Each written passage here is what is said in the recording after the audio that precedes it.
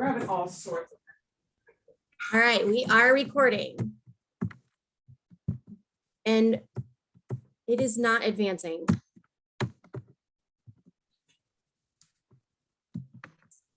Why is it not advancing? I apologize. Try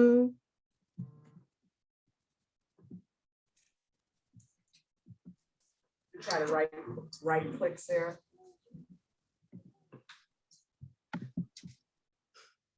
Tanika, you've got me, but I don't know why I have such a hard time with the cursor. Okay. Is there anybody new that would benefit from hearing about our services briefly?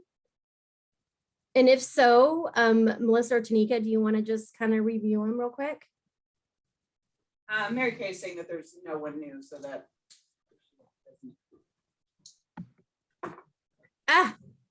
We can just move. Oh, yeah. Now what's happening? There we go. So Tanika and I introduced ourselves last week. Melissa, would you like to introduce yourself briefly? We just shared a little bit about our work history and our parenting history. Okay. So hi, sorry I missed last week. But my name is Melissa Simpson. I've been with the Child Care Resource Network. This year will be 15 years. I've held many different positions there. Right now as a family engagement specialist, but I've been a PTQ coach. I've been an inclusion specialist.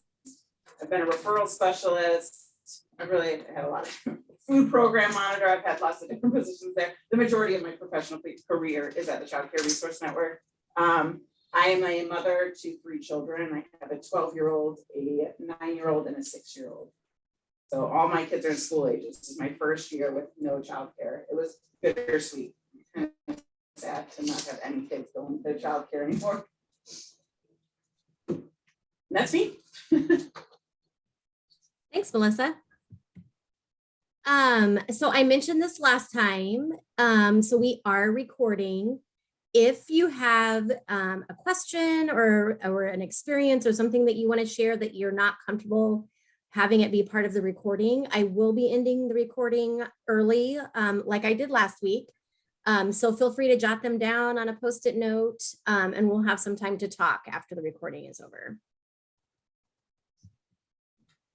And we would like to hear from you.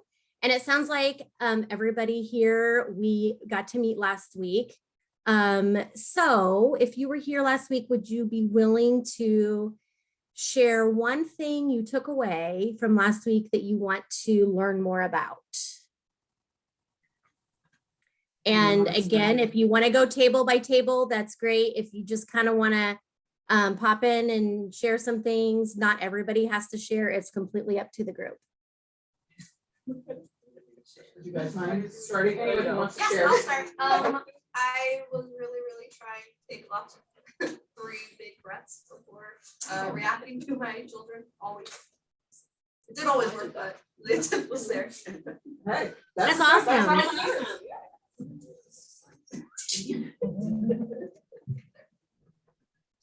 Anyone else at that table want to share? That'd be you. We were the only ones who last week. Oh, but wait, no, where's the only one from last week? Are we At this table. Oh, at this table. Oh, yeah, sorry. This just the same with the deep breaths. I jokingly said I think I hyperventilated a couple of times, but try to work that in there. Yeah. A little bit of success, a little bit of headache, you know. Okay, remember, it's practice. Yes. It's not gonna happen in this week. It may not, you might not even try it for a couple more weeks, but that 4th week you may remember and go ahead and do it, so. Anyone at this table want to share anything? I took a lot away from it. I know the next day I had a lot more patience, I felt like. That's always a good thing after the first session. That's awesome. Anyone else at that table? No pressure, I'm fine to move on, okay. And then how about the next table over in the back? I really noticed how many times that I was not getting my positive reinforcement. So I really, this week was really pushing that. You guys mentioned counting positive versus negative, and I really tried to push to make sure I got enough No, Johnny, you need to sit down. Awesome. Can I ask, can I ask how that felt when you felt like you were getting enough of those positive interactions and comments, and how did that feel? Really in my threes class, like I felt like it rolled really, really, really well, and they fed off of it, and it caught on fire. And I noticed other students doing it, and their interactions became more positive. My twos class didn't seem to affect them when I so it really did depend on the group I was working with, I feel like, but my threes and my pre-K, I feel like they did, not only was it something that I was feeding off of, but I noticed it among them as well. That's really cool.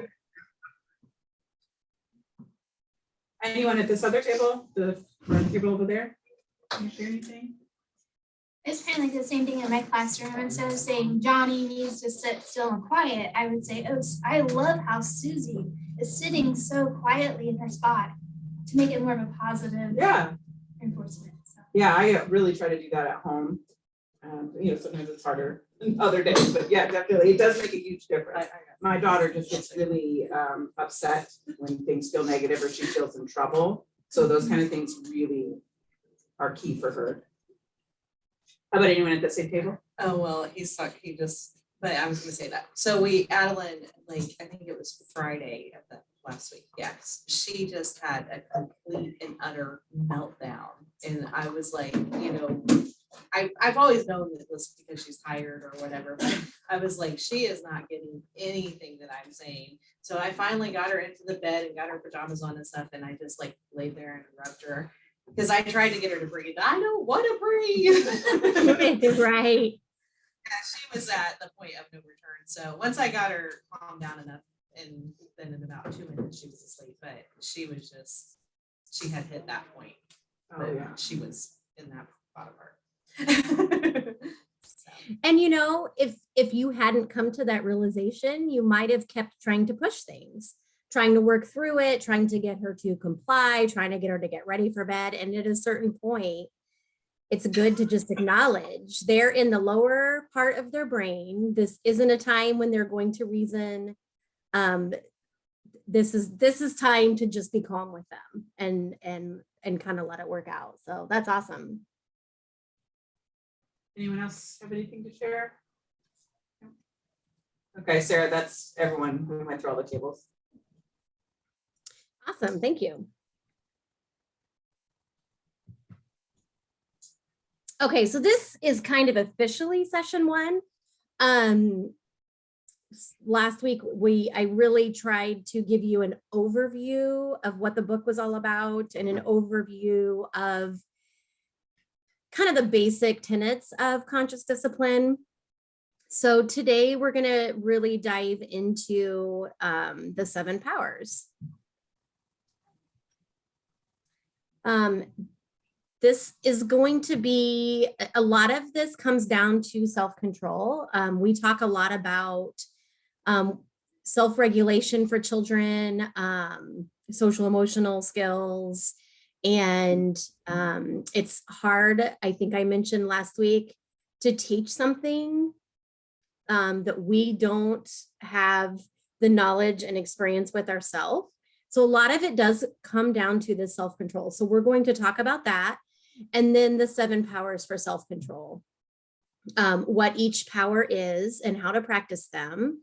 And then how that's going to lead us to the next session, which is the 7 discipline skills, which will be even more diving into things that you can take home and take to your classrooms and use right away. So really, and let me say, if there are any questions or comments or anything that you want to share at any time, just raise your hand or yell at Melissa or Tanika, and I am so happy to stop at any moment. So even though I'm not there with you, please feel like you can interact or slow me down, or if you want to skip something and move on to something else, feel free to let them know, and I'll try to be as interactive as possible, even though I can't see you. So really, self-control is about managing our own thoughts, our feelings, and our actions. And it starts with becoming aware of our own thoughts and feelings. And it sounds like several of you are already just in the last week starting to pay a little more attention to how you're feeling and working on some of that composure before responding to children. We have inner speech that's always continually running in our head. Some of it stems from childhood. Some of it's just as simple as the things we have to do. But there's over 77,000 thoughts per day that we have. And so really thinking about, what are your thoughts right now? I know for me, it's so frequently that to-do list, what I have to do. It's very hard for me to get my mind calm. I've tried meditating, I've tried mindfulness, and it's very hard for me because those 77,000 thoughts, I feel like they're just circling in my head all the time. But it's really, with self-control, it's becoming aware of where our thoughts are going and how those are directing our feelings, which then direct our actions.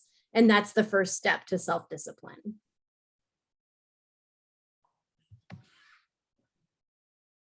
So the 7 powers for self-control that are part of conscious discipline is really, again, fostering that self-control in adults, and then allowing us to help children develop that self-control. It helps us to focus on what we want the child to accomplish, celebrates their successes and choices, helps us to see things from their perspective and not, just making it about us. It helps us to teach children how to communicate their wishes and wants and needs and their frustrations in an acceptable manner, and then holds the child accountable. So when we say loving guidance, it doesn't mean that we shower children with love, but don't hold them accountable and don't teach them acceptable behaviors. And when you lose that self-control, which often happens when we're upset, we might have the best control in the world, and then something is triggering, something upsets us, and that's when we lose that ability to discipline ourselves or have that self-discipline as well as discipline our children. So really, the awareness of your thoughts and feelings must be your first priority as a parent if you want to turn towards loving guidance. And I will say, it's much easier said than it is done. It sounds simple, but it is challenging. But the more awareness that we develop of our thoughts and feelings, the more equipped we are to respond to our children in ways that will teach them acceptable behaviors.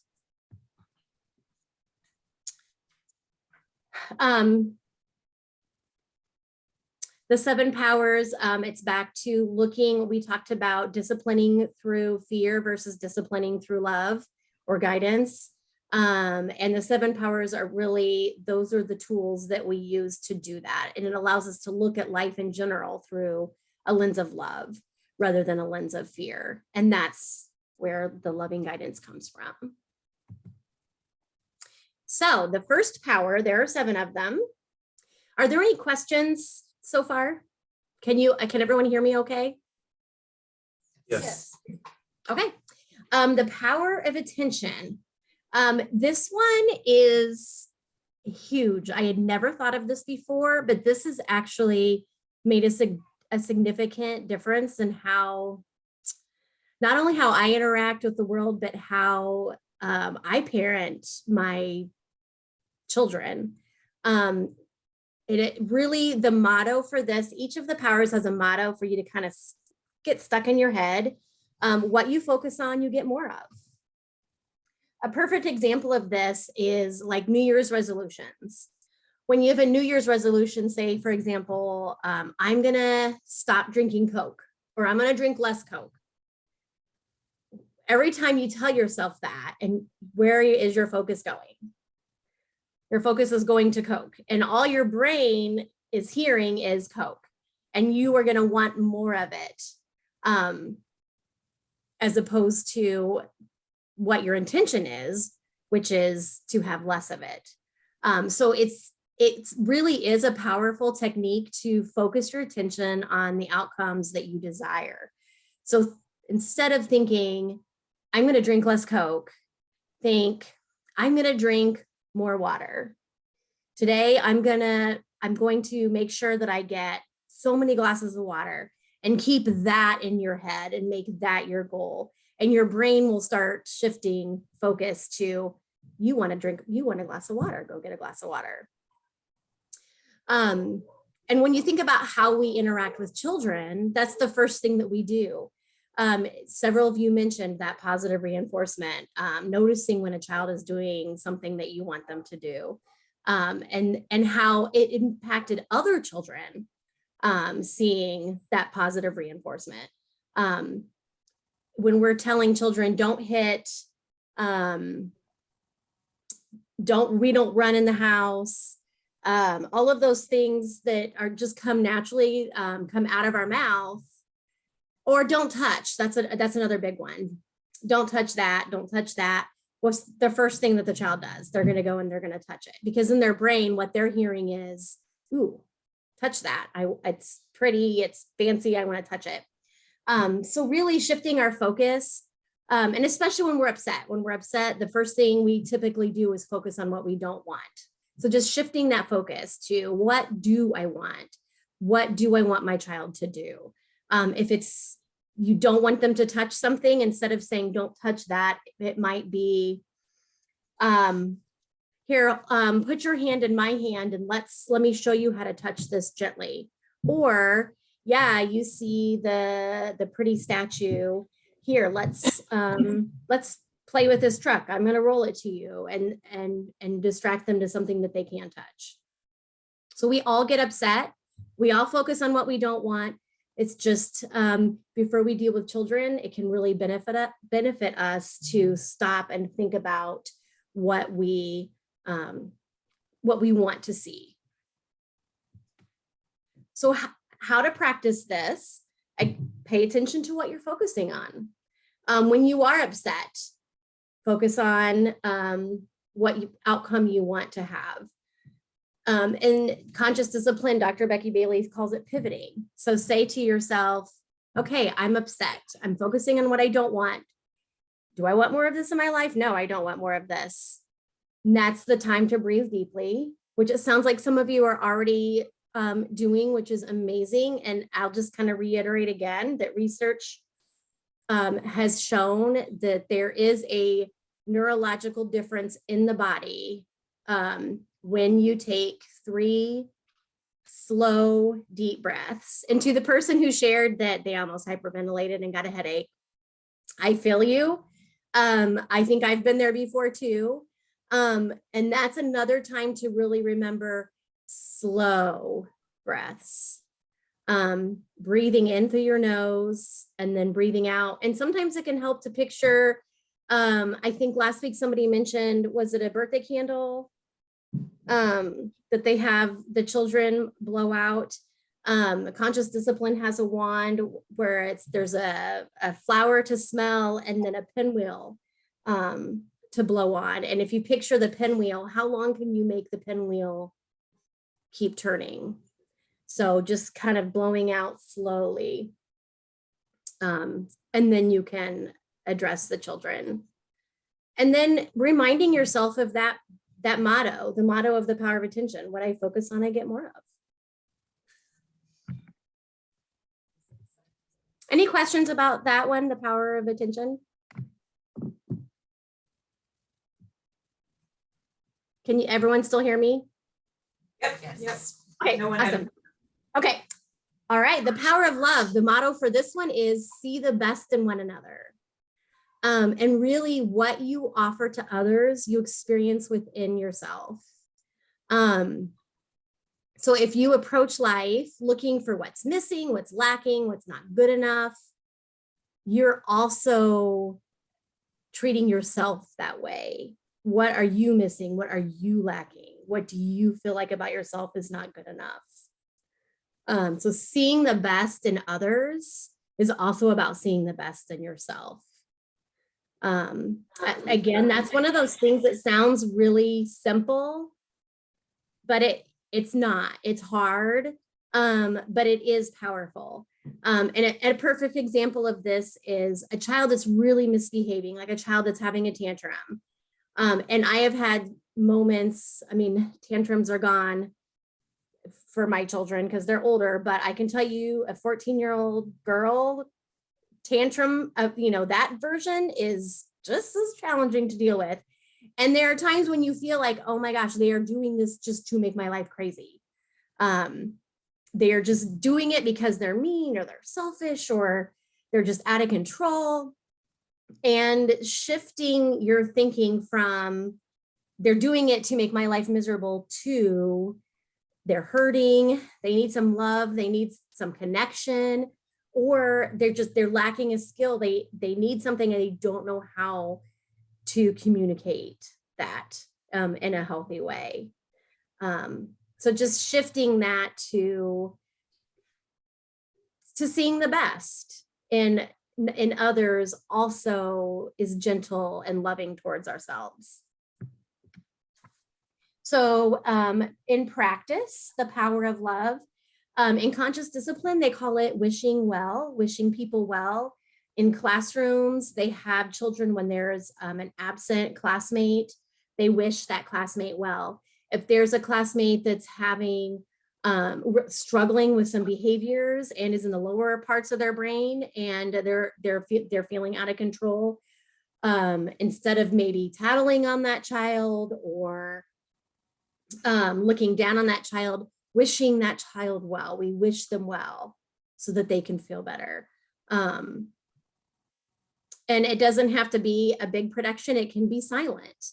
Or it can just be as simple as he's having a hard time or he's homesick today, let's wish him well. And then noticing how you feel when you do this, because it feels good to wish other people well.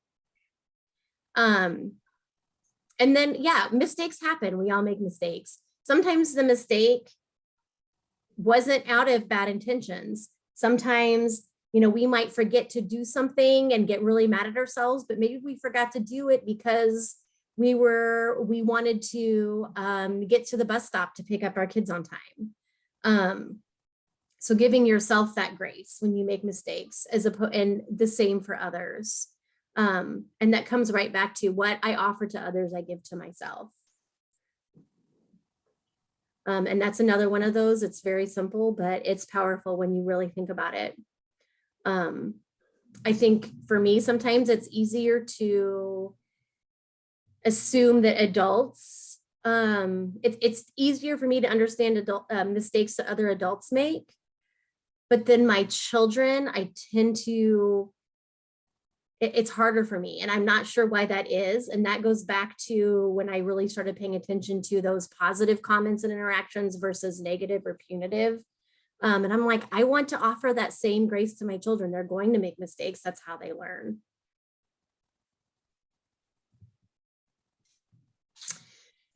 The power of acceptance. This motto is this moment is as it is. This one was a little tricky for me when I was first introduced to it. I like to be in control and be in charge and start to problem solve and make things better. And sometimes we have to slow down and stop and realize it is as it is, calm ourselves, and accept it so that then you can respond to your children. So practicing the power of acceptance is being in the moment, describing what you see to yourself. Don't make judgments. there's a good night ritual that the book talks about.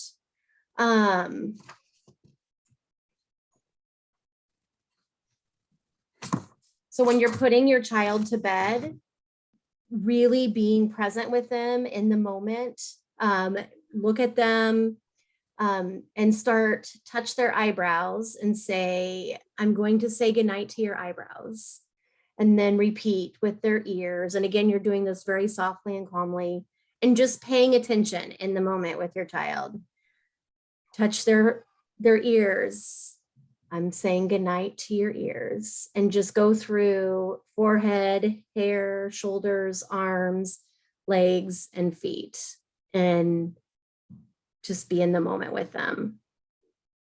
And if you start to become upset when things aren't going the way that you think they should or the way that you want them to, breathe deeply and go back to this moment is as it is, and I can relax.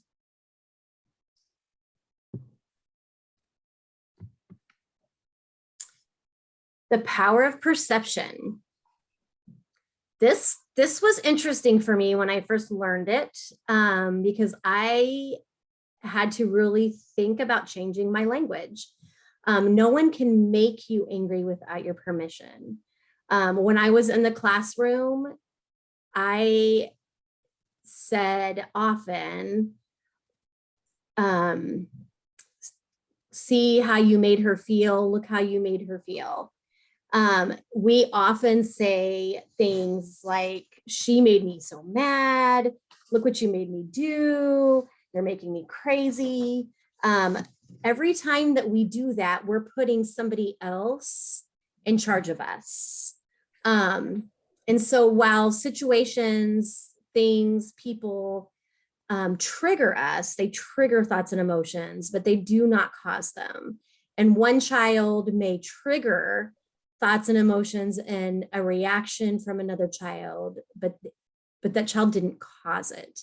And really, it's important to be in control of our own life. And part of that is owning our own upset and our own feelings, and then teaching children the same. So rather than blaming others for making us upset, taking responsibility for our emotions and taking our power back. And that was a tricky shift for me, especially with other children. Dr. Becky Bailey says, instead of saying, look how you made her feel, another way to say that would be, look at her face. She is crying and she has tears. She is sad because you pushed her. So really tying the action to the child's reaction and then going from there to help them solve that conflict. Does that make sense? Yes. Yes. And at the time you're doing this, then you need to remain calm too with your voice, because your tone of voice states it all. Exactly. Exactly.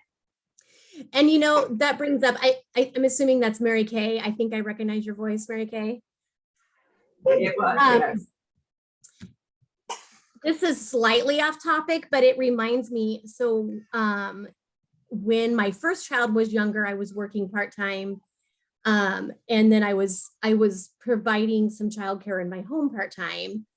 And my 3-year-old son, and I was providing childcare for a 3-year-old friend who went to a different preschool or early childhood program, and they were both taught in their preschools, they were both high quality programs, they were both taught to say, please don't do that, I don't like it. So when I was watching them in my home, they would get in these fights where they were screaming, please don't do that, I don't like it. And they would, and I'm like, okay, I don't know what to do. They're using the right words, this is not working. And I would end up having to intervene. And I always struggled with that a little bit because I was missing a piece. And then when I started learning about conscious discipline, it all like clicked and made sense. The piece that was missing was them being able to calm down before using their words with each other. So you are so right, Mary Kay, that our tone of voice is so important, and being calm ourselves and having a calm tone, and then teaching that to children. Sometimes kids have a conflict and they're upset, and that necessarily isn't the best time in that moment to use their words with another child. It's okay for them to also take a step back and have some calming time. So then when they're using their words with each other, their words are calm. And that was kind of the missing piece in to preschool age children working through a conflict. So the power of perception and practice. Notice how your thinking creates your feelings. If you're feeling angry or sad or anxious or upset, check to see what you're thinking about and where your mind is directed. And pay attention to how often you blame others. So even in our head, we have that made me so mad, and kind of shifting that to from the, for example, like, don't make me pull the car over, and shift that to I'm going to. So the example that the book gives is, instead of don't make me stop this car, shift that to I'm going to pull over until you put your seatbelt on. So Well, it's the funny only, thing about that is when Yeah. you do say, don't you make me pull this car over, and you do pull over, then a state policeman comes across the median and checks out to see what's going on in your car. I'll never forget that. yeah. And I wonder if you told them, I'm using conscious discipline, and I'm pulling my car over until my child puts their seatbelt on. I wonder how that would work. I don't know.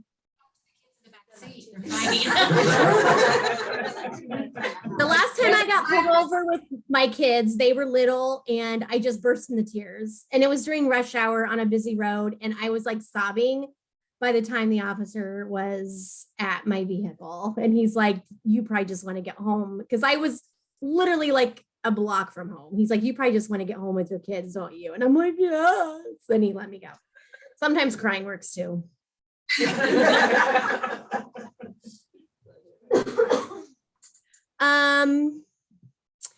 And then, when you are upset, kind of acknowledging those feelings. Like, I feel angry and it's okay. I feel anxious and it's okay. There's nothing wrong with all of the feelings we have. It's just important to take ownership of them and not blame them on something or someone else. Keep your power.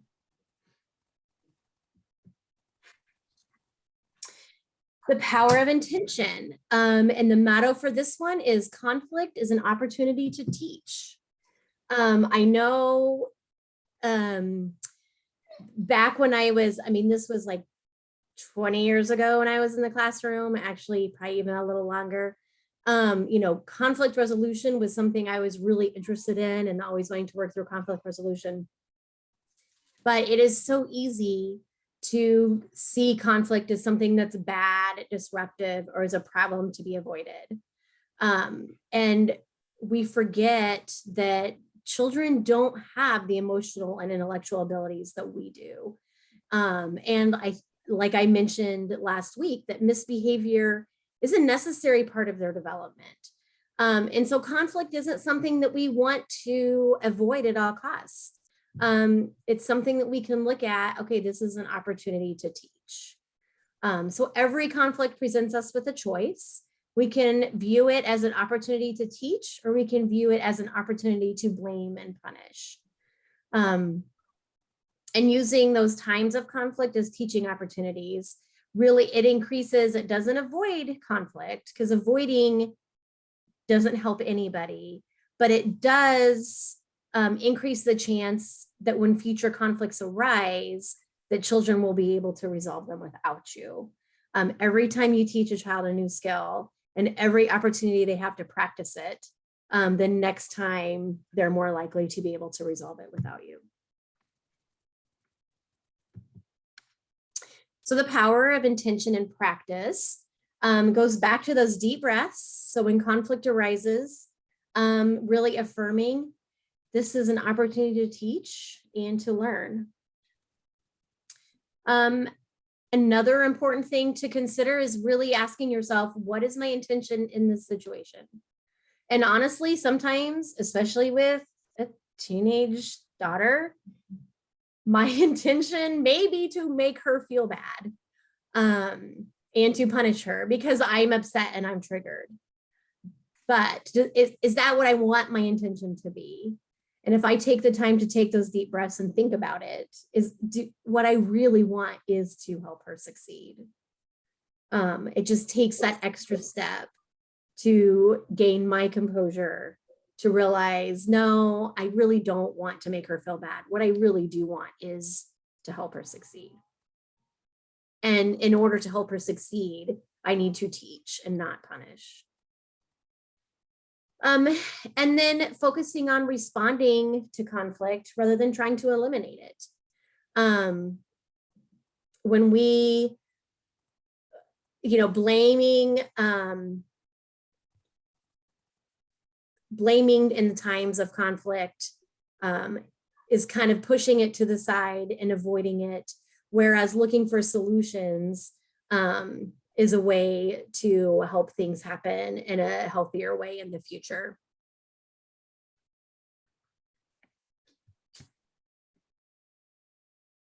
Are there any questions? Am I moving too fast, too slow? Everyone?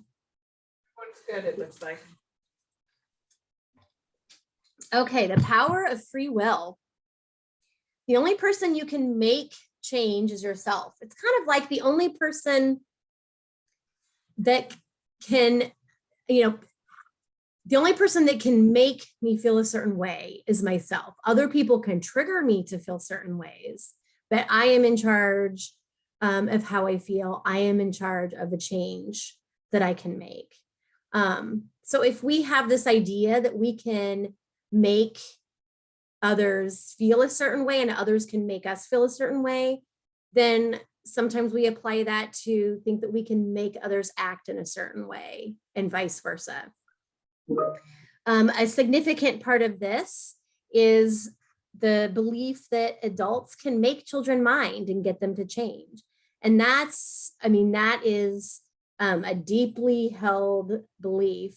And it goes further, when children are misbehaving, it's that parents are inadequate or they're failing at their duty. And then that adds a whole other layer of feelings. The only way to make somebody do something is through force. And that's by attempting to remove other people's choices in order to force them to do something. But when you're forcing somebody to do something, including a child, that's also removing their self-esteem and their ability to make commitments. And not just their ability to make commitments and to follow through, but when we think about those young children that we want to make behave and mind us, when they become teenagers and they're faced with peer pressure, they become young adults and they have opportunities for, drug and alcohol abuse. We want our children to have a strong sense of will and a strong willpower. We want children to be able to speak up for themselves and stand up for themselves. So how can we do that while also teaching them and guiding them in ways that are acceptable? And choices, and we'll talk more about that when we get to the 7 skills. But respecting your child's free will by helping them to make choices that are acceptable to both of you is one way to do that. So the power of free will in practice is really changing the question from how can I make my child? So how can I make my child stay in bed at bedtime, to how can I help my child to be more likely to choose to stay in bed at bedtime? How can I make my child eat their vegetables to how can I help my child to be more likely to choose to eat their vegetables. And then for ourselves, changing our shoulds to our coulds. How many times, I mean, for myself, well, and say back to the Coke thing. I should drink less Coke. I should drink less Coke. Changing that to could. I could drink less Coke. I could drink more water, and then make a choice. Either you're going to choose to drink more water and drink less Coke, or you're not. But kind of getting those shoulds out of your vocabulary when it's something that really it's you could do, and then make a choice. And that's what we want to teach our children. These are their options, and this is how they make a choice. And then practice allowing others to have their, oops, I spelled that word wrong, to have their own thoughts and feelings, or their heirs having their thoughts and feelings. This is something I have always really struggled with. I'm a people pleaser. And so I am the happiest when I'm making other people happy in my mind. So really rethinking that, I am not making other people happy. I'm doing things that might trigger them to feel happy, but I'm not in charge of how other people feel. They are in charge of their own thoughts and feelings, and it's not my responsibility. I'm in charge of my own. Does that make sense? Yeah, absolutely. Yes. This is the last one. I know I'm like throwing so much out at you, but I promise we'll have some time to talk about it. The power of unity. And this is that focus on connecting instead of trying to be special. I will say the first time I read this, I had to kind of read it a couple times because I'm like, well, everybody is special. Every child should feel special. And that's not what this isn't saying, that people aren't special, but it's shifting your focus on that connections. We all need to belong, and we all need to feel connected to something larger than ourselves. Every child in a family needs to feel as they belong, and that they have contributions to make that contribute to the benefit of the whole, the family. Same with children in a classroom. All children in a classroom need to feel that they belong, and they need to feel connected. It's very ingrained in us to stand out, to be the best, to be successful. And it's for a lot of us, I'm raising my hand because I'm one of them. It's easy for us to constantly judge ourselves to see if we're better or worse than others. Because we see our value in or our worth and how we stand out. And then we push this onto our children without even realizing it. Rather than, and we judge them rather than noticing their efforts and their accomplishments.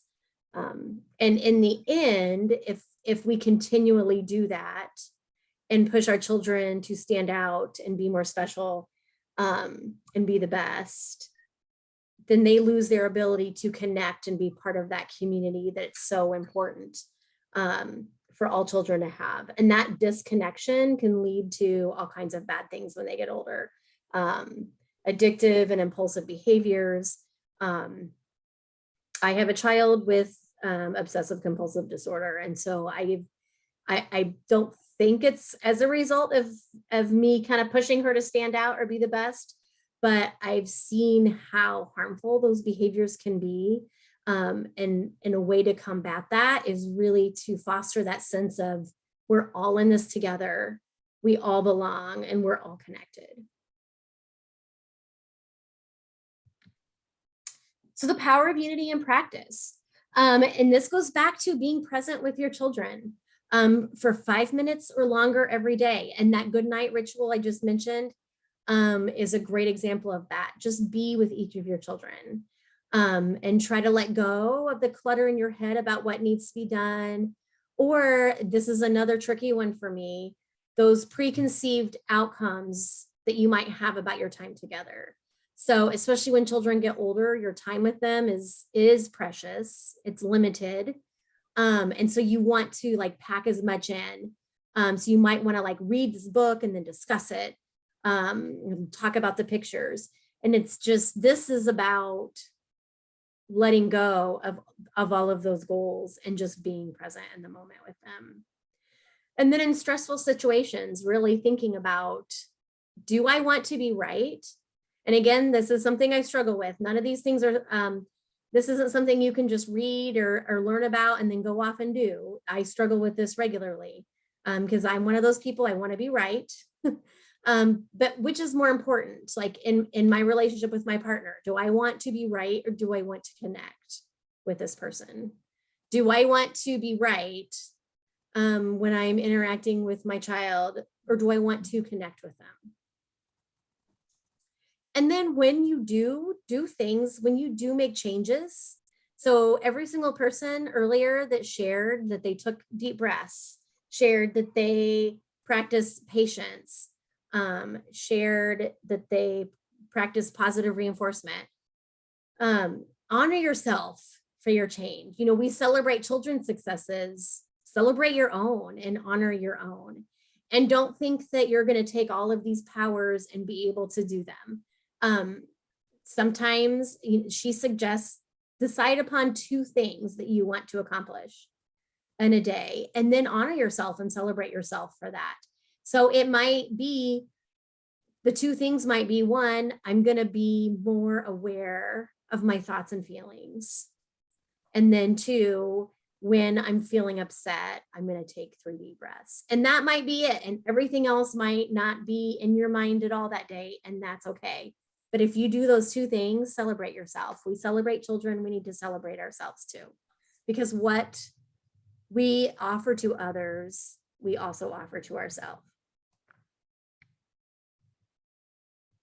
So these 7 powers for self-control, really, it's about being in charge of yourself and helping you have the power. And then as you take control and power of your life, then you can help teach the same to children. So it goes back to the change begins with you, and then it extends to your child. Before I talk a little bit more about how this relates to the skills, I would love to hear if there's any sharing about any of these, something that you've already, say you already understood and practice, or something like a success that you already have. Some people are really great at these things, or something that just resonates with you, something you feel like, yeah, that's something I really want to work on. I would love to hear from you. With the power of unity, I was reading in one of our books that, you know, if a child comes to you with like a toy they can't get apart or a problem, it said ask them to ask 3 friends first. And practically in some of my classes that doesn't work. So I'll tell them, oh, go see if one of your friends can help you first. And the more I do it, the more I find that my classroom goes from, you know, at 2s and 3s, they want to do everything themselves. They want to do it themselves, to really working with their neighbors and their friends. And they begin to actually like build together and actually interact more, and realize that maybe there's something they can't do, and that's okay because Johnny can do it. And maybe there's something Johnny can't do that you can help them with. So I really like that. And I wish I could get more of that into our classrooms, but it really helps in my classrooms. And that's something for the power of unity at home. I know it seems really odd, but every day we sit down for dinner, and dinner is the only meal we do like together, but we do the best part of your day. We go around the table and everyone says the best part of your day. But what has caught me is we also do the most challenging part of my day or your day. And And my now teenage nieces initiate it and they make sure everyone gets their turn to say their most challenging part of the day. And it struck me as odd because I started doing this a long time ago and now they always tend to do the most challenging part first because we kind of like discuss it and try to figure out what we're gonna do about it as a family. And it's, I don't know, it's one of those, we're actually working together for teenage That's problems. amazing. That's amazing. That's so cool. That is something like that's a ritual that your family has created and developed over time. And everybody gets to share and everybody gets to kind of work together to talk about either change it or solve it or just, yeah, that's amazing. That's really incredible. And I love what you shared about your classroom too. You know, when we see the best in children and we see the best in others, children notice that. And when children start to see the best in their peers, then some of that may be competition or conflict that might typically happen can fall away a little bit and they start to see their peers as somebody that can be helpful. And then they can be helpful and it feels good to be helpful. For children, it feels good to be helpful. And so the more that they're recognized for their helpful acts, the more they're going to be helpful and the more they're going to trust their peers to help them. So that's really cool. Thank you for sharing. We have some future track stars in our classroom. And I'm guilty of it. We're always saying, please don't run. We don't run in the hallway. But after she said that, it made sense to say, walk, please, to put that notion in mind. So I'm gonna work on that next week. So. And that's good because they remember, what they're remembering is that last part. Mhm. So you're Please saying, don't don't run, run. they haven't heard. Oh, they don't. run All everywhere. they hear is run. We're gonna work on walking now. Yeah. Walk is gonna be the last word they hear next week. Right. And with our little kids, we say, can you use your walking feet? Yeah. Because then it's a challenge to them. Yeah. I'll say, do I Yeah. need to show you how we use walking feet? Let's Yeah. look. Mhm. And sometimes, I just take their hand and walk with them and show them walking feet. You know, something along the with that too, if that's a common issue that happens frequently, before you go to walk down the hallway or to go outside, talk about, okay, we're going to use walking feet. Let's think about how different animals walk. Let's all walk like, or have a child pick. What animal do you think we should walk like? Just, hope the child doesn't pick a cheetah. But, let's all walk like an elephant and let's, maybe, kind of make our legs are heavy and elephants, they lift their leg and they walk kind of slow because their legs are heavy. I mean, there's other things that you can do to kind of get that focus shifted on what behavior you want to see. But that's a great example. And I will tell you, when I was in the classroom, I said that we don't use running feet. We don't run inside. So that's so common. Yeah. So you said the power of intention is a good opportunity to teach. So in the tattling situation, is that how you would like, when a child comes and tells you, Johnny touched me or Johnny looked at me or whatever? Is that how like redirect it and say, well, you need to talk to Johnny and tell him how that makes you feel, or? Conscious discipline has a whole section on tattling. This is so interesting to me. So there's a lot of things that go into this, and we are going to talk more about some of these individual situations. But with tattling, it depends on the age of the child, and what they are telling.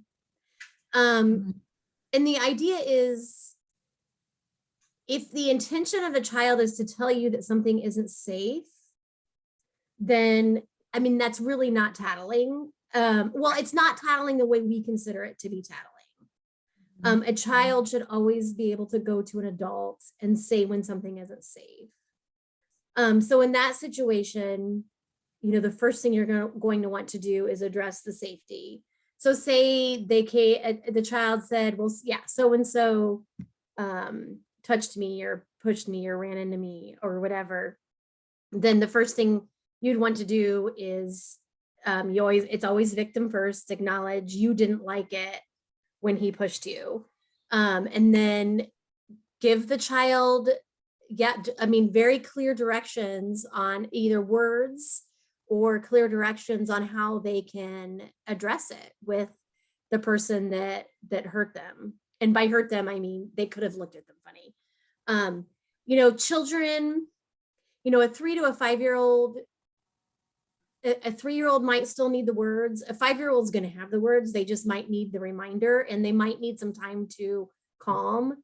A 2-year-old, definitely, you can send them off with, tell Charlie, stop, that you don't like it when he hits you. Say stop. A 5-year-old probably just might need to take a couple deep breaths and then go use their words. So it really depends on the situation. If the child is just coming to you to kind of get the other child in trouble, again, it depends on exactly the scenario. But think about what that child is. Maybe that child is needing attention themselves. Maybe offering some type of connection for them and then encouraging them to go use their words with the other child. And chances are, if there was an actual physical aggression, you're going to want to check in with the child who caused the physical aggression and say, and make sure that that child listens. So say, Sophia has a mad face. She didn't like it when you pushed her. Next time, this is what you can do. Like go around her or ask her if you can have a turn, depending on what the situation is. So just kind of always keeping in mind, what is the child that's coming to you? What is their need? Is it safety? Is it that they need some connection? And then the child that if there was an aggressor and if safety was an issue, giving them specific instructions too as to how they could handle it differently. That's a really long answer to a really simple question, sorry. Any other? But we want our kids to grow up and know that when they don't feel safe, they can tell an adult. We want that. We want children to be able to go to an adult when something isn't safe. So just writing off all tattling and to go take care of it yourself isn't necessarily the automatic response. It really kind of depends on the situation. Because when they're a teenager and if somebody touches them in a way they don't like or tries to make them do something they don't want to do or says, say there's some bullying going on, we want that teenager to go to an adult and tell somebody. My 3-year-old tells on the dogs. Yeah. She tattles on them. Willow's sitting too close to me. Willow's in my spot. Willow did this. So I tend to ignore that. I'm always Well, confused if you're yeah, I mean, and then Willow really likes you, really loves you, and likes to be with you. I see that you really want your space right now. Why don't you go over here where Willow can't get to and do some things without the dog? But that's hard. Yeah, she's learning that Willow's just a dog and not her siblings. So. Yeah. Oh, sometimes dogs are siblings. I totally get it. What do you think they're thinking? what feelings you think they have. If they want to be right next to you all the time, it's because they think you're amazing and they want to be as close to you as possible. So maybe Actually, have her reflect on the situation. Yeah. I understand now. But I will say at the same time, you want her to, if she wants space, that, that should be respected. And it's okay for her to say, I want space. It's just a dog. The dog's not trying to hurt you. But if you want some space away from the dog, that's okay. Usually it's the dog is somewhere and then she goes there and she says, Willow's in my way. So it's just our life. That's such a developmental thing. Aren't kids great? Right, they're too close to me. Uh-huh. I mean, so I feel your pain. And my children, they have siblings, but they still manages to blame the dog. When somebody else brought up, I heard what you said, I wasn't trying to, somebody else brought up that she struggles with knowing who to comfort or just talk to first, the aggressor of whatever the situation or the child who's been hurt or upset by the behavior. Right, When they're both your own children. Yeah. Yes. I actually struggle with that as well in my real life, like when things are happening in my personal life with my children and they're Yeah. fighting, I'm like, okay. I feel like I okay. go directly to the one who made them angry or sad, but really I feel like I should be comforting first. But then they're already off on like a whole new world. So I'm like, well, now I can't discipline, he's already forgot about it. So I don't know which one to do. I'm like, do I discipline or comfort?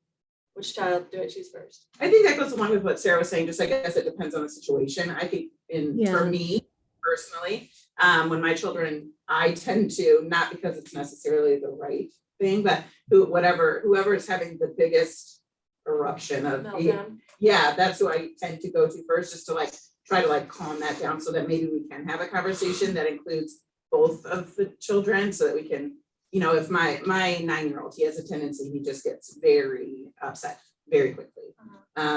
Crying, yelling, he pulls his hair.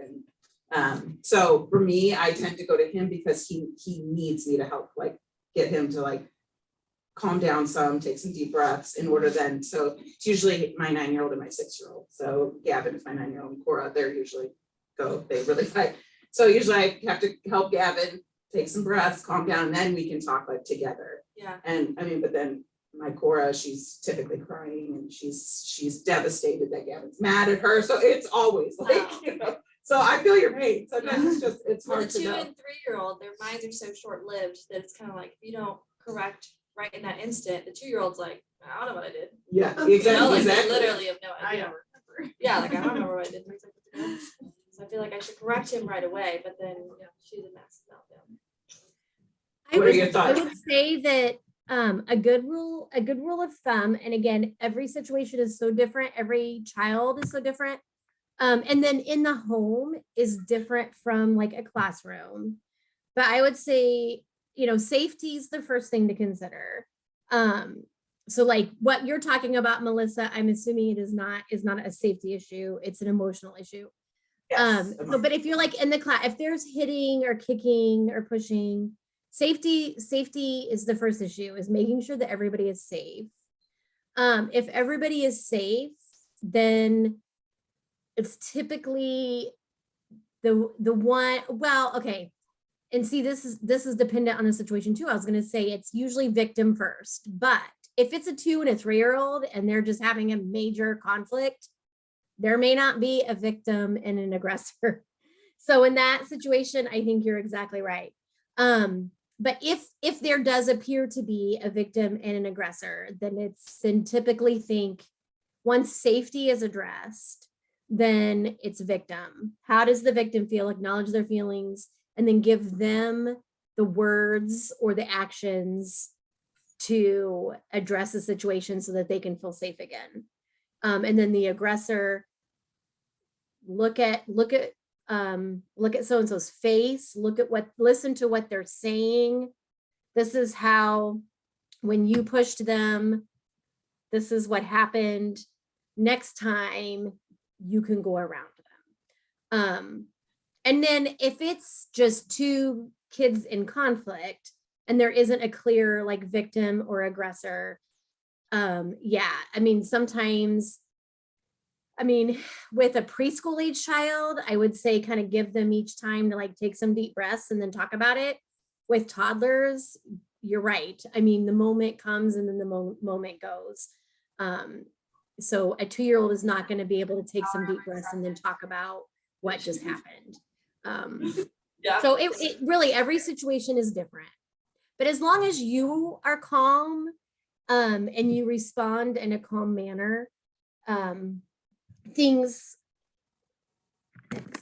everything from there will flow so much easier for everybody. Or even, I was thinking as we were talking, or even taking it like not and talking about, say, your 2-year-old's moved on. If you bring it up, they're gonna be like, what? It didn't happen. But maybe using it as a time to just even talk about in general, like how to if so say it's hitting. How do we, what can we do to make our friends know that we care about them, or what, and like just using it as a general thing rather than talking about the specific situation. As more, it could still be a learning opportunity, but maybe not based on exactly what happened, but kind of. Does that make sense what I'm saying? Yeah. She's like, I'm gonna just kind of run through the final slides and then stop the recording. But that doesn't mean you can't share anymore. So I'm just gonna go ahead and finish so that we can stop the recording and talk some more. So this just briefly, so each of these powers that we talked about tonight, there is a basic discipline skill that comes from that power. So next week, so we've talked about all these things and these shifting our thinking and shifting some of our language. Well, next week we're going to have some concrete skills that we can take and use to implement these powers. So it's going to kind of take it one step further. So this is just a visual. Don't worry about the structure, but this is just a visual of how each power, which is really about regulating yourself so that you can then regulate the child.